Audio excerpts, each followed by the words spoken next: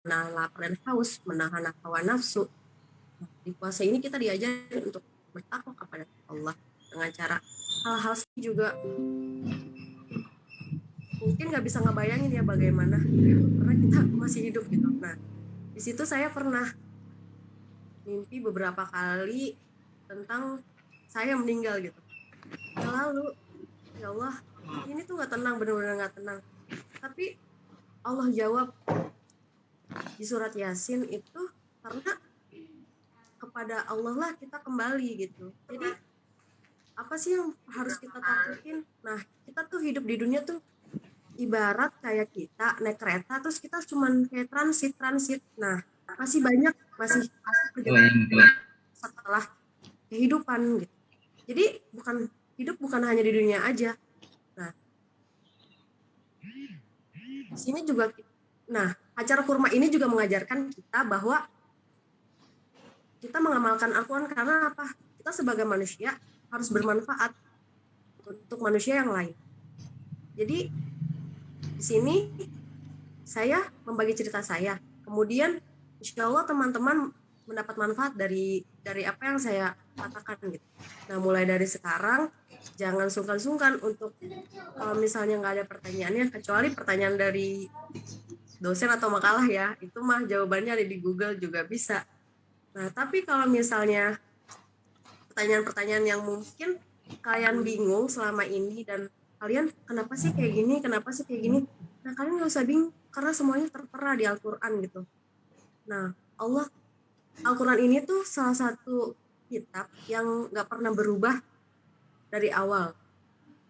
Kayak Injil kan udah diubah-ubah, pasti beda gitu isinya dengan yang asli. Karena apa? Al-Quran itu penyempurna dari kitab-kitab. Al-Quran ini juga diturunkan oleh Jibril oleh Allah melewati Jibril dan diturunkan kepada Nabi Muhammad.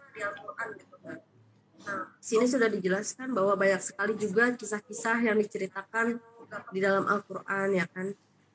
Nah teman-teman, jadi mulai sekarang kalau misalnya teman-teman, ini tips ya, kalau misalnya teman-teman gundah atau teman-teman nggak tahu nih jawabannya, aduh kenapa ya kok nggak tenang hati. Nah karena memang dengan mengingat Allah kita menjadi tenang gitu.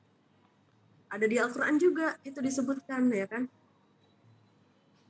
Ya pokoknya segala sesuatu itu kembalikan lagi kepada Allah gitu. Karena ya kepada siapa lagi gitu. Tempat kita untuk mengadu, tempat kita untuk mencurahkan segala doa-doa kita selama ini setelah kita sholat. Nah ibadah kan cuma spiritual ya. Nah kita juga nggak tahu nih hal-hal apa sih yang nanti bakal menggiring kita ke surga. Siapa tahu dengan mengikuti dan mengikuti kurma ini dengan ikhlas, lagi puasa, ikhlas, bangun pagi-pagi kan biasanya tidur. Nah, kalian tuh Masya Allah banget.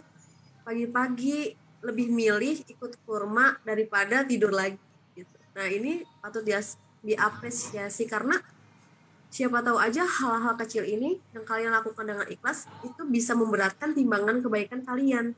Jadi, jangan pernah menganggap apapun itu sia-sia. Karena ya nggak ada yang sia-sia gitu. Bakteri aja diciptain sama Allah itu nggak sia-sia. Ada bakteri baik yang yang memproses tubuh kita, yang ada di dalam tubuh kita gitu. Nggak segala sesuatu itu buruk. Nah, itu jadinya yang ingin saya bagikan experience saya aja sih terhadap Al-Quran. Pasti teman-teman juga pernah merasakan mungkin sama halnya seperti saya, tapi bingung nih mau kayak bagaimana. Nah, mulai dari sekarang kalau misalnya emang bingung, apapun yang kalian pikirkan itu, yang terlintas di pikiran kalian dan belum ada jawabannya, coba kalian baca 1 atau 2 lembar. Nah, pasti insya Allah kasih tahu jawabannya untuk meringankan hal-hal yang mungkin kalian ada berat gitu. Masa ada perasaan nggak tenang atau apapun. Itu insya Allah ada jawabannya. Ya, karena sebaik-baiknya tempat kita atau kembali ya Allah.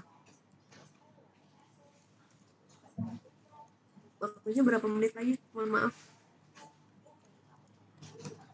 Moderator. Lanjut. Waktunya 3 menit lagi. Oke, 3 menit. Kita terpisahkan oleh waktu karena cuma 15 menit doang kayaknya untuk berdiskusi itu waktu yang singkat ya. Oke. Segitu aja experience dari saya, cerita dari saya. Jika ada kurangnya mohon dimaafkan karena tak ada gading yang tak retak. Wabillahi taufiq wal hidayah. Assalamualaikum warahmatullahi wabarakatuh. Merdeka. Merdeka.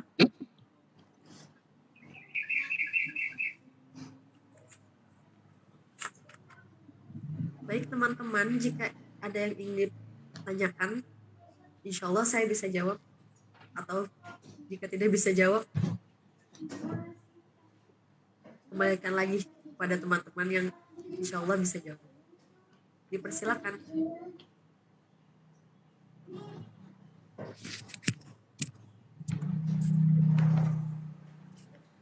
Assalamualaikum. Nang Salam. Indah ya. Iya boleh nanya atau diskusi ya.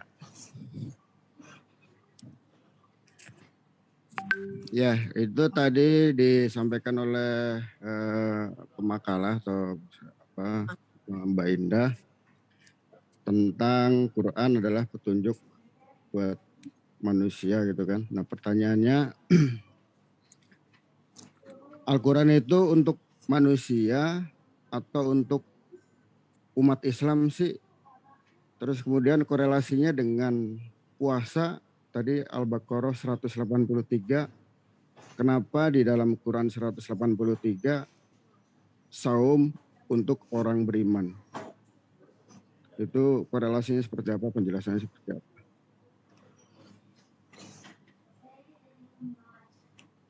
Ya demikian. Ya, bisa langsung jawab nih. Kalau untuk korelasinya dengan surat Al-Baqarah ayat 183 bahwa wajib, wahai orang-orang yang beriman, diwajibkan atas kamu berpuasa sebagaimana diwajibkan atas orang-orang sebelum kamu agar kamu bertakwa. Nah, jadi ini kan ayatnya kan bersangkutan ya dengan 183 sampai 185 sampai 186 pun masih menjelaskan tentang puasa. Ini dikarenakan bahwa pada saat masa Rasulullah SAW itu kan pada masa zaman jahiliyah. Kenapa sih puasa itu untuk orang-orang yang beriman? Nah, disinilah. Karena kan Ramadan itu waktu itu turun pada masa jahiliyah, terus artinya Ramadan juga kan Ramadan. Itu waktu panas-panasnya gitu. Jadi kenapa diperuntukkan untuk orang-orang beriman? Karena agar kamu bertakwa kepada Allah. Jadi gimana ya? Selain orang-orang beriman, ya nggak mungkin karena dulu di Mekah itu kan banyak orang jahiliyah. Nah, pengikut-pengikut Rasulullah lah yang jalan. Karena itu termasuk orang-orang yang bertakwa dan yang termasuk orang-orang beriman. Yang beriman itu siapa sih di sini? Nah, itu Rasulullah dan pengikutnya gitu. Jadi, ini udah. Kenapa? Merapi ini kedengeran nggak sih?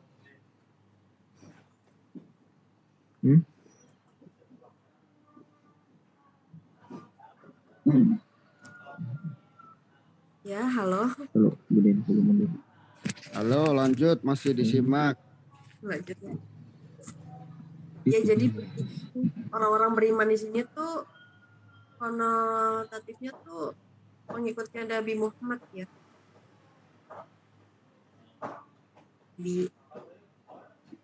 Dan Al-Quran kenapa apakah untuk hanya untuk orang Islam.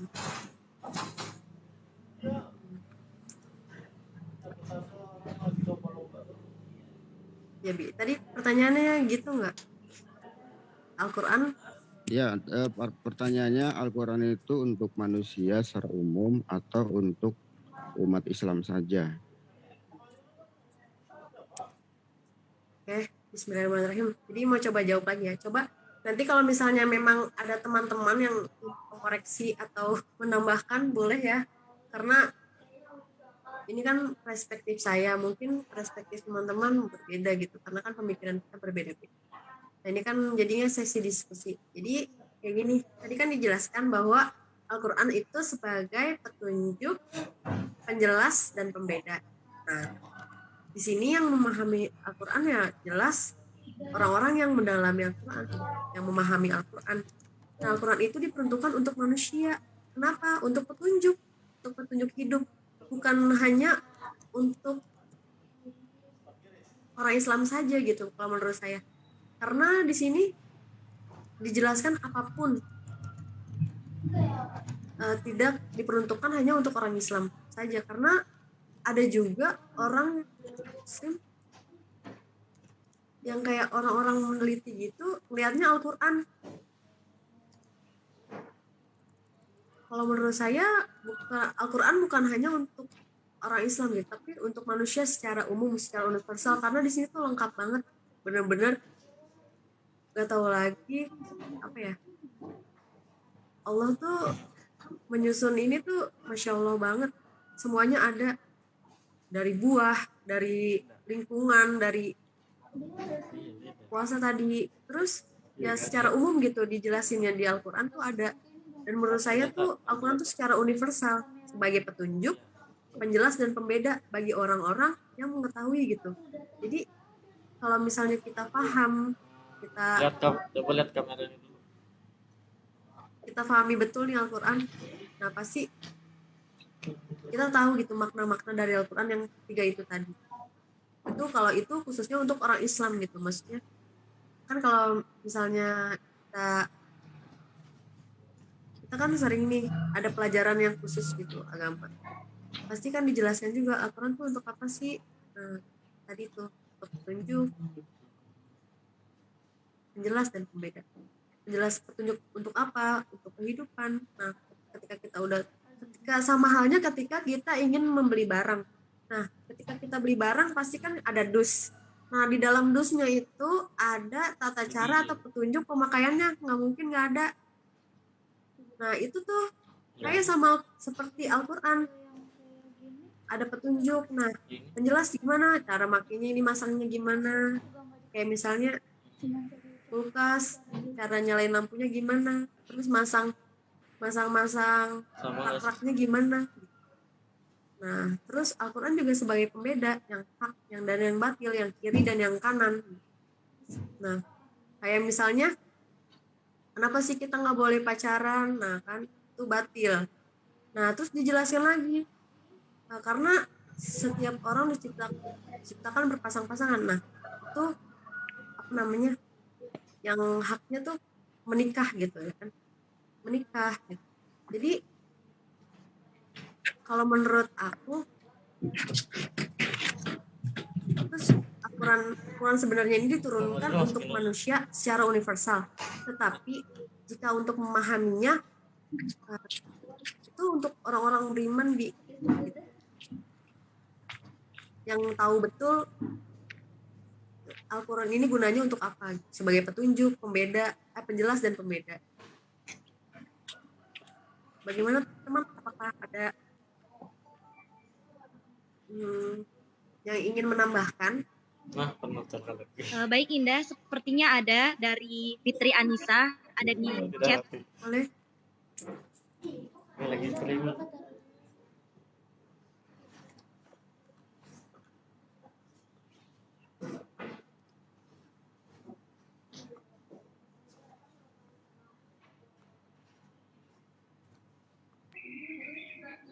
Sania, izin menambahkan?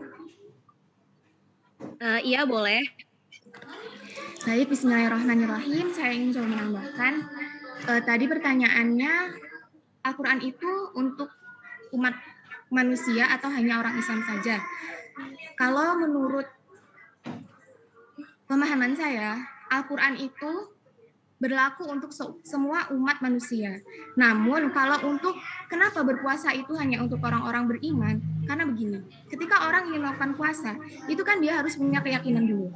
Dari keyakinan itu maka tumbuh sebuah value, sebuah nilai bahwa puasa itu penting. Dan ketika dia tidak melakukan puasa, maka itu akan berdosa. Gitu. Jadi dari value itu nanti ada timbul belief atau kepercayaan bahwa dari dia berpuasa itu nanti akan ada balasan. Jadi kalau pertanyaannya Al-Quran itu buat umat manusia atau hanya orang Islam saja, kalau menurut saya Al-Quran itu berlaku untuk semua umat manusia. Namun jika kenapa kok puasa itu hanya untuk orang-orang beriman, yaitu tadi, kalau dia tidak beriman, bagaimana dia mau melakukan puasa? Bagaimana dia mau mengerti kenapa dia melakukan puasa? Kenapa itu penting? Kenapa dia harus melakukan puasa itu? Begitu. Sekian, terima kasih. Terima kasih kepada Hasna. Ya, bagaimana penanya?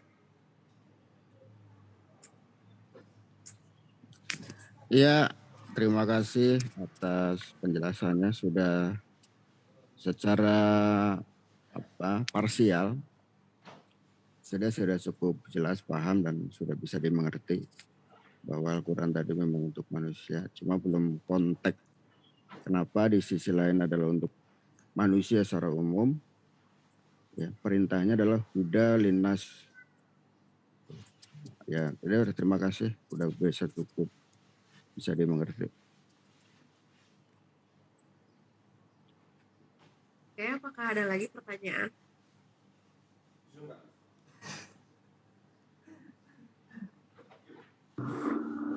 Mau nanya nih, aku yang mau nanya nih. Kalau nggak mau nanya, aku yang nanya ya. Boleh nanya, Mbak. Siapa? Ya, Dengan siapa jadi di mana? Pak Suanda. Ini kan di dalam kitab Al-Quran itu kan ada yang perintah ya ayyuhalladzina amanu dan ya ayyuhan nas. Itu yang membedakannya apa ya? Yang membedakan antara ya ayyuhalladzina amanu dan ya ayyuhan nas. Sama-sama perintah gitu. Yang membedakannya apa? Yang membedakan maksudnya itu apa?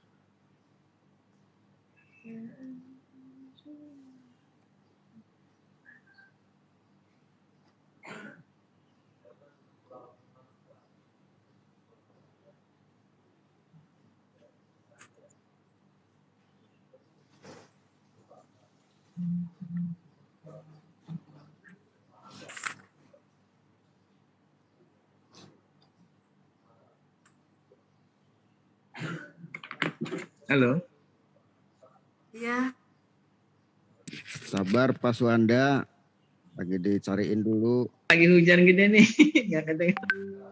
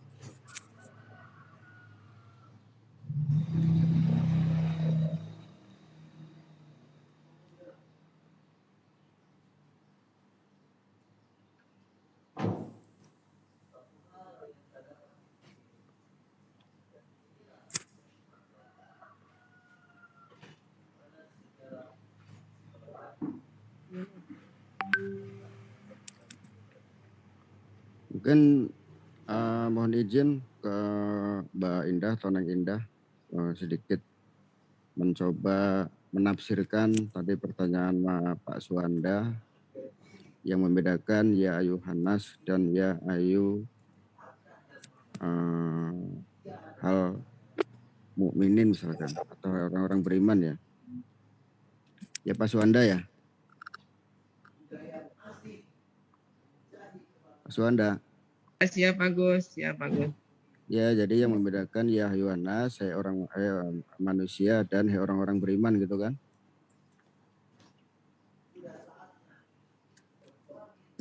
Jadi disinilah kita mencoba menafsirkan. Namanya menafsirkan itu adalah satu interpretasi atau satu pandangan dan pendapat kita memahami kalamullah. Jadi Tuhan sebegitu indahnya dalam berdialektika terhadap umatnya atau terhadap hambanya. Jadi sehingga nanti kita bisa memisahkan bahwa manusia terklasifikasi ada 3. Apa? Manusia secara mukmin, manusia secara munafik, Cuma kalau dan saya nggak manusia boleh, secara saya harus hadir tiap kafir. hari. Iya. Itu Saya nggak bisa. penjelasan Tuhan bisa dicari di banyak ayat. Nah, interpretasi kenapa Tuhan terkadang berbicara umum, ya ayuhanas su'budu robbakum. Jadi termasuk tadi ada korelasinya di dalam ayat 185 bahwa Quran itu adalah petunjuk untuk manusia. Artinya secara umum tadi sudah dijelaskan, sudah insya Allah sih sudah ya mengarah sesuai dengan pertanyaannya bahwa Al-Quran itu memang untuk manusia, tapi terkadang di dalam konteks ayat-ayat yang lain Tuhan juga berfirman. Karena memang dalam kaidah kita sebagai seorang muslim banyaklah teman-teman bisa dicari ayat-ayatnya bahwa manusia itu adalah memang terklasifikasi. Ada manusia yang mukmin, ada manusia yang kafir, ada manusia yang munafik. Nah, manusia itu secara umum maka disebut ya ayuhanas, artinya bahwa Quran ini adalah universal tadi dijelaskan oleh Mbak Indah ataupun Mbak siapa tadi adalah sifatnya universal. Nah, disinilah mengklasifikannya adalah dirinya. Jadi setelah Tuhan berbicara universal, kemudian Tuhan juga memberikan satu dogma. Dogmanya seperti apa? Ya, manusia itu diberikan suatu mungkin interpretasi saya kalau nanti salah mohon maaf, bahwa Tuhan itu juga memberikan klasifikasi atau dogma tadi bahwa Anda ya kalau bahasa sayanya gitu kan, bahwa kamu kalau tidak sesuai dengan Al-Quran munafik, atau kalau kamu menantang Al-Quran kalau kamu adalah sebagai orang yang sudah tahu kebenaran kamu tidak mau menjalankan adalah munafik. Kalau kamu mau menjalankannya adalah orang beriman, dan kalau kamu menantang atau menutupi kebenaran adalah kafir. Jadi pengertian daripada ya Yohanes dan ya Ayyuhalladzina amanu itu adalah sebuah klasifikasi agar mengidentifikasi dirinya atau manusianya gitu. Karena manusia itu secara global, secara universal. Kemudian, nah kita ini mau menjadi manusia yang mana gitu. Karena memang Tuhan sudah memberikan satu batasan bahwa ada manusia yang kafir, ada manusia yang beriman, ada manusia yang munafik. Itu. Maka Tuhan memberikan klasifikasi seperti itu agar bahwa manusia secara universal betul manusia, tapi manusia punya nilai loh.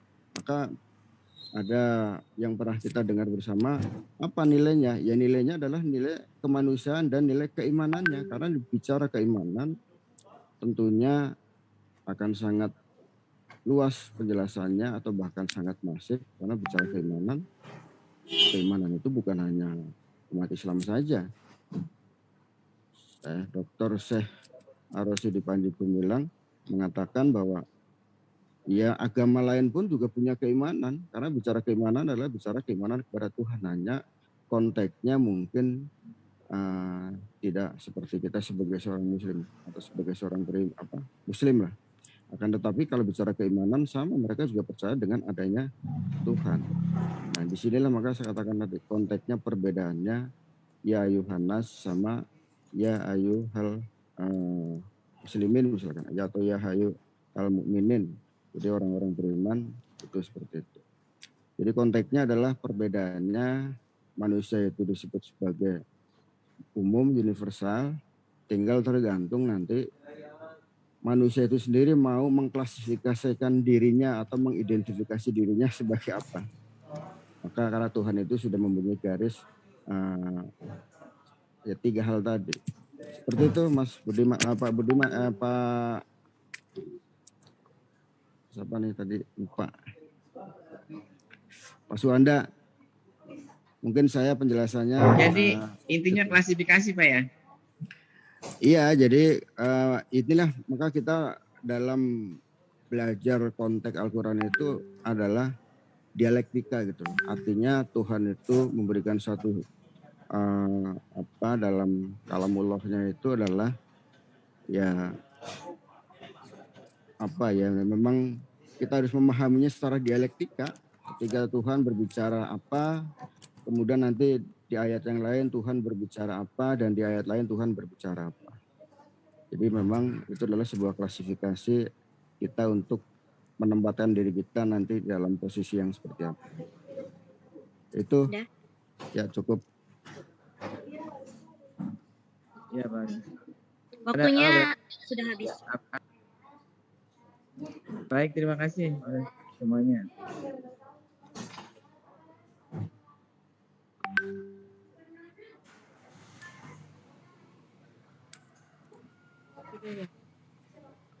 Ya baik, terima kasih untuk yang sudah menjawab. Jadi intinya seperti itu ya, bahwa ada beberapa klasifikasi di dalam Al-Quran gitu. Allah juga tidak secara universal gitu, kayak ayuhannas, tadi ya ayyuhallazina amanu. Terus di surat Al-Kafirun juga ada kan, ya ayyuhal kafirun, atau kalau untuk orang-orang kafir. Jadi benar, seperti halnya Allah mengklasifikasikan beberapa perumpamaan itu beberapa tipe-tipe orang atau tipe-tipe tipe-tipe manusia. Jadi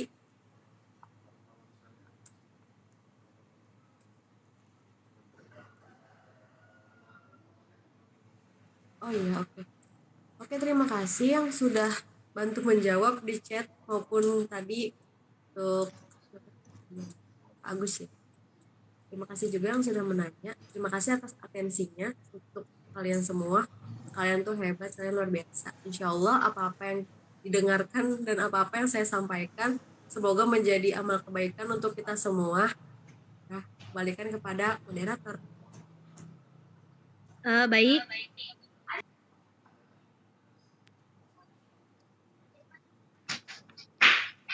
Baik, para teman-teman, kita sudah mendapatkan ilmu yang banyak dari para pemateri dan juga peserta.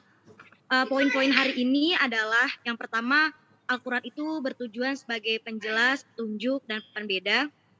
Lalu, sebagaimana telah dijelaskan, semua pertanyaan yang ada di dunia ini sebenarnya ada jawabannya di Al-Quran. Tinggal kita sebagai manusia yang berusaha untuk mencarinya, usaha yang lebih untuk mencari jawaban tersebut di dalam Al-Quran.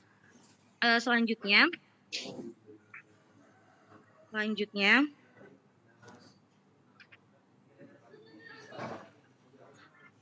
tugas kita sebagai manusia kan beribadah kepada Allah. Nah, setelah tadi pertanyaan yang diajukan oleh para penanya, manusia itu bisa mengklasifikasikan dirinya, tinggal memilih dilihat dari Al-Quran atau konteksnya. Baik, sebelum saya menutup acara ini, mari kita beri tepuk tangan kepada pemateri hari ini, Indah Hafiza.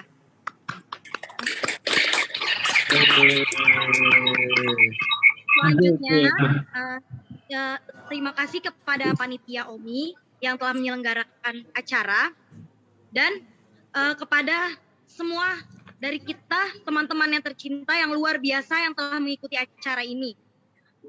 Penutup dari saya, ada sedikit pantun. Minum marjan waktu berbuka, rasanya manis tidak terkira. Rajin-rajinlah menonton kurma, insya Allah banyak ilmunya. Hadirin yang berbahagia, usai sudah acara kita pada hari ini. Mari kita sempurnakan dengan berhamdalah. Sebelumnya, jangan ada yang keluar dulu ya. Akan diadakan sesi foto bersama. Assalamualaikum warahmatullahi wabarakatuh. Merdeka. Merdeka. Selanjutnya saya serahkan kepada panitia.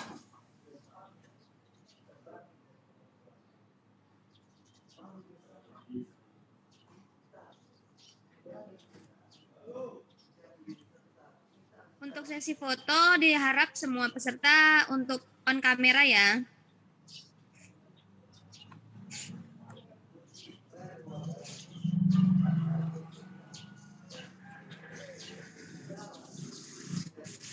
Untuk dokumentasi sudah siap? Ya, 1, 2, 3. 1, 2, 3. Sekali lagi ya. 1, 2, 3. Oke. Thank you semuanya. Terima kasih atas partisipasinya ya. Sama-sama, Kak. Untuk daftar hadir ada di kolom chat ya. Pemateri juga isi absen nggak? Ya. Oke, semoga bermanfaat. Bye-bye. Amin. Ya.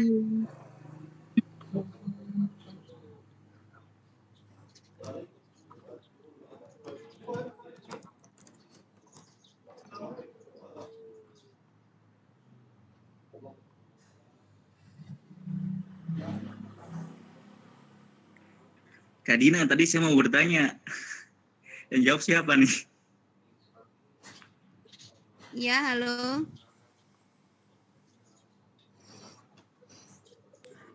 Tadi di kolom chat maksudnya saya tuh mau bertanya, bukan mau udahan.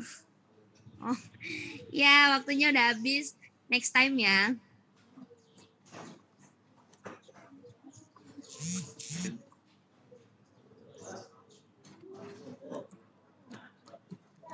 Absensi jangan lupa ya teman-teman.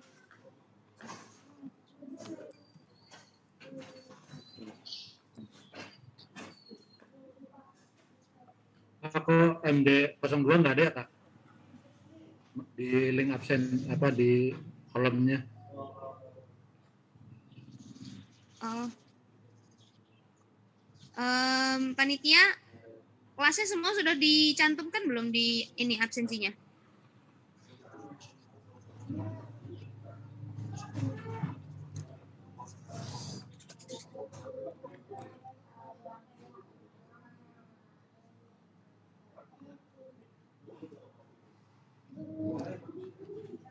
Kan memang kalau di awal kan kelas itu kan dibagi, kalau dualnya kan seluruh peserta, seluruh mahasiswa.